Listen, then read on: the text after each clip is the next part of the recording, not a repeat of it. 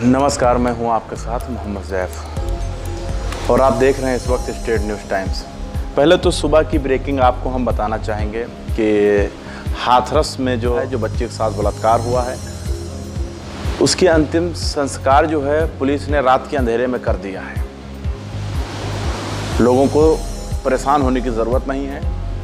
और दूसरा ब्रेकिंग ये है कि आज 28 साल से मुद्दा जो बाबरी मस्जिद का चल रहा था, जो मुकदमा चल रहा था, उसके जो दोषी थे वो बरी हो चुके हैं। अब हम आते हैं मेन पॉइंट पे।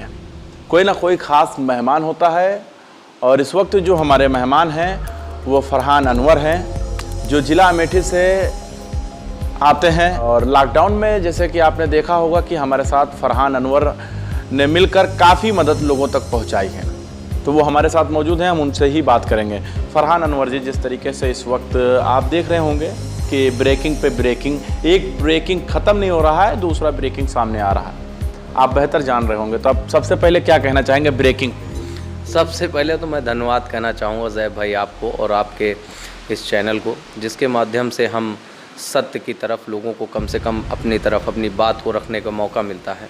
आप जैसे लोगों को सलाम है, 100 बार सलाम है, जो इस दौर में जहाँ तानाशाही गुलाम बनाने में लोग लगे हुए हैं, उस जगह पर आप सत्य के लिए खड़े होते हैं। धन्यवाद आपको। मैं इस मुद्दे पे ये कहना चाहूँगा, देखिए शुरू से ही जब से ये सरकार बनी है, चाहे वो 2014 से लेके अभी तक, सारी बातें इनकी सिर्फ ढकोसले साबित हुए हैं और पूरी तरह सरकार मुद्दों को, एक मुद्दा जहां उसके खिलाफ होता है वहीं पीछे से दूसरा मुद्दा लेके आ जाती है, जो वो अपना काम कर जाती है और फिर दूसरा मुद्दा खड़ी कर देती है। सरकार यानी अपनी जो तानाशाही है उसको छिपाने के लिए कोई ना कोई मुद्दा सामने ला रही है। सरकार ने बाखूबी इन 6 सालों में, 7 सालों में, जो सरकार ने, जो कभी किसी इस दौर में हिंदुस्तान जब से आज़ाद हुआ है कभी ऐसा काम नहीं हुआ है, उन सारे हथकंडों को अपनाने का काम सरकार ने किया है और किसी भी तरह से लोकतंत्र को जिंदा रखने के लायक नहीं छोड़ा है। एक सवाल मैं आपसे करूंगा कि जैसे आपको पता होगा हाथरस में एक बच्ची के साथ बलात्कार किया जाता है। सुबह मैंने उठा तो पेपर मेरे सामने इस तरीके से आया, मैं पेपर पढ़ने लगा और जैसे ही मैंने पेपर का पेज खोला, अभी भी खोल रहा हूँ, देख लीजिए, और खोलते के साथ में सामने मेरे आ गया है हाथरस का पूरा मामला। अब उसमें ये कहा जा रहा है कि 3 बयान आए, एक पहले कुछ नहीं हुआ, दूसरा छेड़खानी, तीसरा बलात्कार। तो आपको क्या लगता है? देखिए, लगना एक अलग चीज़ होती है ज़ैफ़ भाई। उस बेटी के साथ जो हुआ वो बहुत ही दुखद है। उसके लिए हम लोग समाजवादी पार्टी, माननीय राष्ट्रीय अध्यक्ष और सब हम लोगों के सीनियर सब परिवार के साथ संवेदना प्रकट करते हैं। दुख है, इस दुख की घड़ी में हम उनके साथ हैं। लेकिन क्या हुआ, इसका तो मौका सरकार आने ही नहीं देती है। चाहे वो कानपुर का कांड हो, चाहे वो आपके हाथरस, जो सबसे दुखद, निर्भया कांड से कम ये कांड नहीं है। जब एक बेटी को न्याय मिलने में इतना वक्त लगा, लेकिन अब इस बेटी को न्याय इस सरकार में तो उम्मीद नहीं है। तब लोकतंत्र जिंदा था, लोग आवाज़ उठाते थे, उनकी बातों को कहीं ना कहीं सुना जाता था। अब तो लाठियाँ चला रही हैं। तो सीधे से जो बोलता है उसको उठा के बंद कर दिया जाता है, पूरी तरह किसी की बात नहीं सुनी जाती है। जो सरकार के खिलाफ बोलेगा, तानाशाही रवैया, लाठी वाली, बंदूक वाली एक सरकार पूरी तरह से लोगों को डरा के, धमका के रखना, गुलाम बना कर रखना चाहती है, जिससे उस बेटी की आवाज़ उठाने में। लेकिन ज़ैफ़ भाई, हम लोग ये कहते हैं कि समाजवादी पार्टी, आदरणीय राष्ट्रीय अध्यक्ष माननीय अखिलेश यादव जी इस बात को हर जगह उठाएंगे और पूरी समाजवादी पार्टी इस बात को दबने नहीं देगी। हर मुमकिन मदद उस बेटी के लिए, न्याय के लिए की जाएगी। जैसे कि पेपर में लिखा है कि तीसरी बार में उसने कहा कि मेरे साथ बलात्कार हुआ है और 4 आरोपी हैं। मैं मान लेता हूँ, चलिए ठीक है, पुलिस जो कह रही है वही सही हो, जो पुलिस कह रही है वही सही हो, लेकिन रात अंतिम संस्कार करना, इसको आप कैसे? इसको तो आप खुद ही जान रहे हैं। पब्लिक खुद जान रही है।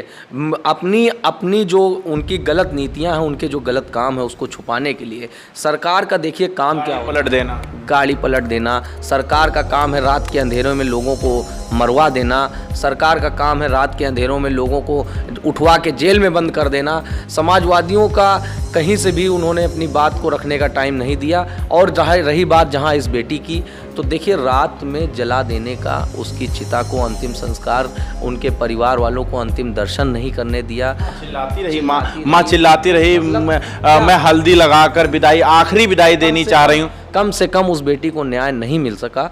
जो भी होगा आगे हम लोग उसकी लड़ाई लड़ेंगे, लेकिन कम से कम परिवार के उस दुख को कुछ तो हम अंतिम क्षण में मदद, मतलब उसके दर्शन तो कर लेने देने चाहिए थे। वीडियो वायरल हो रहा है, आपने देखा होगा कि एक महिला जाती है, वो पूछती है कि इंस्पेक्टर साहब आप बता दीजिए ये क्या जल रहा है, ये क्या जल रहा है। इंस्पेक्टर साहब कह रहे हैं, आपने सुना होगा, उन्होंने ये कहा कि मुझे अथॉराइट्स नहीं है, मैं नहीं बोल सकता हूँ और मुझे पता भी नहीं है, और ये भारत देश मुझे बोलने की इजाज़त नहीं देता। इस तरीके से उनके शब्द हैं। ये हाल हो गया है पुलिस का, ये हाल हो गया है पुलिस का। जो अभी इन्होंने, माननीय योगी जी ने, हमारे मुख्यमंत्री जी ने जो अभी पास किया है बिल, कि हम सीधे किसी के ऊपर भी कार्रवाई कर लेंगे, पुलिस को अपने अंडर रखेंगे, ये वही का उसी सारे अधिकारों का हनन है। इन 22 साल से आपको पता होगा बाबरी मस्जिद जब ढाया गया था, आपको पता होगा, तो उस समय काफ़ी आरोपी जो है साबित हुए थे, काफ़ी लोग आरोपी साबित हुए थे, और उसमें कई पत्रकार जख्मी हुए थे और कई की मौतें हुई हैं जो बताया जा रहा है। और 28 साल से 17 लोगों की मौत भी हो चुकी है जो मौजूद थे उसमें, तो उनकी मौतें हो गई। आज फैसला आ रहा है कि वो लोग शामिल नहीं थे और कोई सबूत नहीं है। बड़ा दुखद बात है। जो चीज़ें साबित नहीं हो पा रही हैं कोर्ट में, जिन पे कोई सबूत नहीं है, उनको जेल में रखा जा रहा है। माननीय आजम खान साहब को, उनके परिवार को, जिन्होंने इतनी बड़ी यूनिवर्सिटी बनाई, उनको जेल में रखा जा रहा है। और जो इस विवादित ढांचे को कभी 28 साल पहले जो साफ पता नहीं कितनी वीडियो, पता नहीं कितने फोटो माननीय नेताजी के बयान के, जी, एक डॉक्टर कपिल बोले तो जेल में। देखिए सरकार का सीधा सा मंसूबा है कि हमारे खिलाफ आप मत बोलिए, आप बोलेंगे तो आपको ठोक दिया जाएगा। ये ठोको सरकार, गोली वाली सरकार से हम लोग नहीं डरेंगे। हम उनकी बातों को बाखूबी, जनता की बातों को रखेंगे और इनकी खिलाफ विरोध करते रहेंगे। आपको ये पता 28 साल बाद ये फैसला आ रहा है। पहले तो राम मंदिर का फैसला आया, उस पर काफ़ी सख्ती के साथ योगी आदित्यनाथ ने कहा था आप कुछ नहीं करेंगे उत्तर प्रदेश में।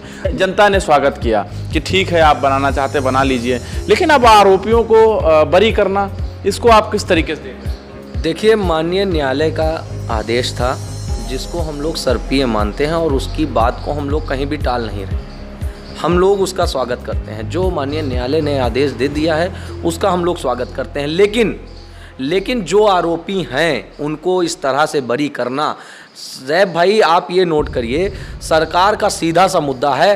हाथरस में इतना बड़ा कांड, एक बेटी के साथ बलात्कार, उसके बाद उसकी चिता को रात में जलाना, और सुबह ही आपने रात में पास कर दिया। सुबह हेडलाइन आती है कि फला लोग जमानत पे बरी हो गए, उनको निर्दोष साबित कर दिया गया। सरकार कहीं ना कहीं मुद्दा दिखाती कुछ और है और काम पीछे से कुछ और करती है। यानी जनता को गुमराह करना सरकार का पहला मोटिव है। सरकार किसी भी कंडीशन में सफल नहीं रही है और माननीय योगी जी ने इस देश प्रदेश को, इस उत्तर प्रदेश को, जिसको आदरणीय अखिलेश यादव जी ने सजाया था, बनाया था, माननीय नेता मुलायम सिंह यादव जी ने सजो के रखा था, उसको हत्या प्रदेश, गोली प्रदेश, ठोको नीति के तो राम राज, उत्तम प्रदेश ऐसा बनाना चाह रहे। राम राज की तो देखिए बात है ऐसी, राम राज होता तो लोग खुश होते, राम राज होता तो ब्राह्मणों की हत्या ना हो रही होती, राम राज होता तो अयोध्या में आज किलकारियां और गूंज रही होती, हाथरस इस तरह से नहीं रो रहा होता। जिस तरह से लोगों की हत्याएं हो रही हैं, ब्राह्मणों को मारा जा रहा है, इस तरह का प्रदेश नहीं चाहिए, इस तरह का राम राज नहीं चाहिए। अगर आपको माननीय योगी जी राम राज बनाना है तो वैसा राम राज बनाइए जिसमें लोग खुश थे। हम इसका स्वागत करेंगे, लेकिन इस तरह का राम राज नहीं चाहिए, कदापि नहीं चाहिए। हमारे वो पुराने दिन बहुत अच्छे थे। आपने सुना किस तरीके से हर सवाल का जवाब जो है बेबाकी से फरहान अनवर ने दिया है। अभी लेते हैं आपसे इजाज़त, फिर मिलेंगे कोई एक ख़ास प्रोग्राम को लेकर। कैमरामैन अभिजीत के साथ मैं मोहम्मद ज़ैफ, लखनऊ।